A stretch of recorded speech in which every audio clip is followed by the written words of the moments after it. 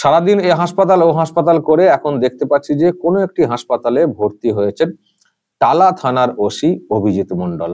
দর্শক দেখুন, হাসপাতালের বেডে কার্যত বসে রয়েছেন, ঠিক শোয়া লাগছে না, কার্যত বসে রয়েছেন। আর দেখে যা মনে হচ্ছে উনি যে খুব অসুস্থ সেটা লাগছে না। দর্শক, আপনাদের কি লাগছে? উনি খুব অসুস্থ মনে হচ্ছে দেখে? যারা মনে হচ্ছে নর্মাল একজন লোক বসে রয়েছেন, মোবাইল দেখছেন না কি করছেন কে জানে, কিন্তু হাসপাতালে ভর্তি হয়েছেন এবং হাসপাতালে ভর্তি হওয়ার জন্য মরিয়া হয়ে উঠেছিলেন। এই হাসপাতাল ওই হাসপাতাল সব বেসরকারি হাসপাতালের খবর আসছিল, খুব ছুটছিলেন এবং বলছিলেন যে আমাকে ভর্তি নিন, আমার বুকে ব্যথা, মানে বুকে ব্যথা করছে, বুক চিনচিন করছে, আনইজি ফিল করছি, মনে হচ্ছে হার্টের সমস্যা, আমাকে ভর্তি নিন।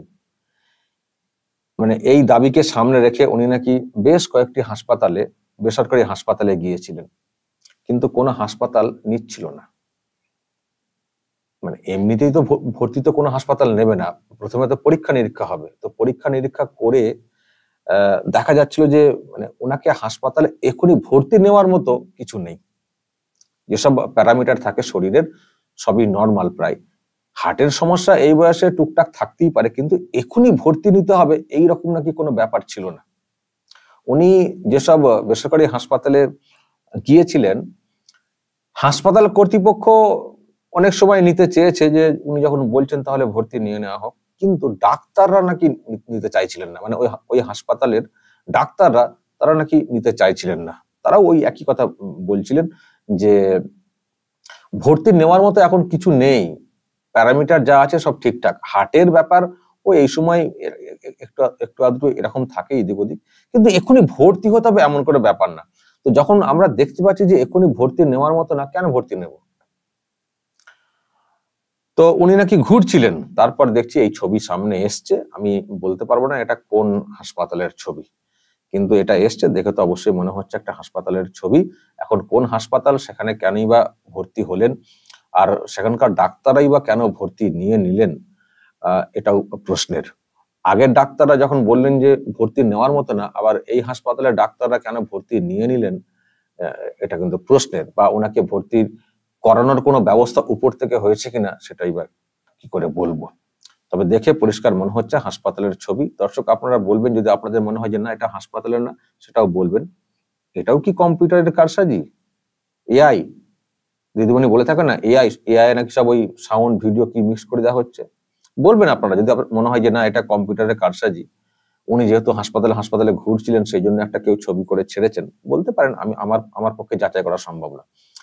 এই ছবি এসছে, যদি পরবর্তীকালে কোনো মিডিয়াতে আসে নিশ্চয়ই আপনারা কমেন্ট করে বলবেন যে হ্যাঁ এটা অরিজিনাল, এবং যদি জানতে পারেন এটা কোন হাসপাতালের ছবি সেটাও বলে দেবেন, আমি এখনো জানতে পারিনি। তো যাই হোক দর্শক, এই হচ্ছে বিষয়। অভিজিৎ মণ্ডল, টালা থানার ওসি। এখন যেটা আর কি বলার, যে উনি সত্যি কি আনইজি ফিল করছিলেন, মানে হাসপাতালে ভর্তি হওয়ার মতো, নাকি অন্য কোনো ধান্দা? কারণ ইনার সম্পর্কে প্রশ্ন অলরেডি তৈরি হয়েছে আরজিকর কাণ্ড নিয়ে, এবং ইনাকে তো তলবও করা হয়েছিল আপনারা জানেন সেন্ট্রাল এজেন্সির তরফ থেকে। আর সুপ্রিম কোর্টে এই যে থানা, টালা থানার সম্পর্কে বিরাট প্রশ্ন উঠেছিল আগের যে হিয়ারিংটা ছিল সেই সময়, এবং বলা হয়েছিল নেক্সট হিয়ারিং এ অফিসারদেরকে আসতে হবে। আবার এদিকে খবর আসছে যে সিবিআই নাকি মুখ বন্ধ করা খামেতে কিছু নামের তালিকা মানে সুপ্রিম কোর্টে জমা করবে তথ্য লোপাটের ব্যাপার নিয়ে। এখন জানি না মানে বিষয়টা কি কোন দিকে রয়েছে, কিন্তু এত তাগিদ ভর্তি হওয়ার, এক্ষুনি ভর্তি নিতে হবে, এই তাগিদটা নিয়ে কিন্তু প্রশ্ন তৈরি হয়েছে যে সত্যি কি উনি অসুস্থ হয়ে পড়েছেন, এতটাই অসুস্থ যে এক্ষুনি ভর্তি হতে হবে? আর যদি তাই হয়ে থাকে তাহলে বেডে এইভাবে তো এত এত সুস্থ কি করে আমরা দেখতে পাচ্ছি? দিব্যি রয়েছেন বেডের উপরে অর্ধেকটা শুয়ে বসে। যদি সত্যি একেবারে ভর্তি হওয়ার মতো ব্যাপারটা হতো, বেডে তো এইরকম রিল্যাক্সে বসে থাকা ছবি তো সামনে আসতো না, যদি এটা অরিজিনাল ছবি হয়ে থাকে। তো প্রশ্ন এখানেই যে সত্যি কি উনি অসুস্থ, নাকি কিছু আশঙ্কা করছেন যে যদি এই সময় বাইরে থাকি আমাকে হয়তো ধরে ফেলা হতে পারে, বা সুপ্রিম কোর্ট তলব করলে যেতে হবে ইত্যাদি, আবার দিল্লি, এখান থেকে হলে না হয় একটু সুবিধা, আবার দিল্লি থেকে ধরাধরি হলে আরো সমস্যা। মানে এইরকম কোনো আশঙ্কার জায়গা থেকে কি এটা একটা কৌশল, বাঁচার একটা কৌশল? দর্শক প্রশ্ন মনে জাগছে, আমি নিশ্চিত নই। কারণ অনেক কিছু কিন্তু হচ্ছে, আপনারা নিশ্চয়ই দেখছেন মিডিয়াতে খবরটা। যেমন যিনি পোস্টমর্টম করেছিলেন আরজিকরের ওই ডাক্তারের, দেবাশিস, ডক্টর দেবাশিস, তিনি নাকি এখন মৃত্যুর মুখে, এবং সেটা নিয়েও প্রশ্ন তৈরি হয়েছে যে ওনার দেহে মানে পয়জন ইনজেক্ট করে দেওয়া হয়নি তো? তার এখন অবস্থা খুব খারাপ, একটি হাসপাতালে ভর্তি রয়েছেন। কেন বা এরকম হয়ে গেল? যিনি একজন সাক্ষী এই ঘটনার, পোস্টমর্টম করেছেন সাক্ষী, তার কেন এরকম হয়ে গেল? এটাও ওই সাক্ষী লোপাট, তথ্য লোপাটের চেষ্টা না তো? মানে সাক্ষীকে এ করে দেওয়া, সাক্ষীর ক্ষতি করে দেওয়া, এরকম করার চেষ্টা না তো? এই প্রশ্ন তৈরি হয়েছে। তার সঙ্গে এমনি তো সেই ঘর ভেঙে ফেলা যেখানে ঘটনা ঘটেছে, সেটার তথ্য প্রমাণ লোপাট, এইসবের তো আছেই অভিযোগ। আর এই এবং শুনছেন আজকে তো পরিবারের লোকেরা তো অনেক কথা বলেছেন, মা এবং বাবা আজকে তো মানে, এবং পরিবারে আরো অনেকে পুলিশের ব্যবহার সম্পর্কে অনেক অনেক কথা তারা কিন্তু বলেছেন মিডিয়ার সামনে। ফলে টালা পুলিশের ব্যাপার নিয়ে একটা প্রশ্ন রয়েছে। ফলে উনি যখন ওসি, ওনার তো একটা ভূমিকার ব্যাপার, ওনারই তো সব দায়িত্ব।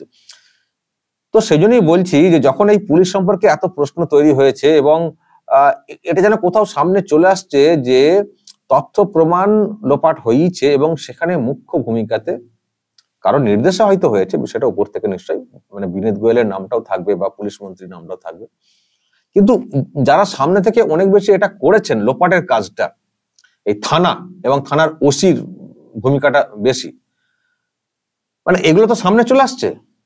মানে এখনো কিনারা হচ্ছে না, নতুন করে কাউকে গ্রেপ্তার হচ্ছে না, কিন্তু কেন হচ্ছে না সেটা নিয়ে প্রশ্ন তৈরি হয়েছে, এবং বলা হচ্ছে যে তাহলে তথ্য প্রমাণ লোপাট করা হয়েছে। লোপাট তাহলে কারা করেছেন? সেই লোপাটের তালিকাতে কি এই অফিসারও আছেন?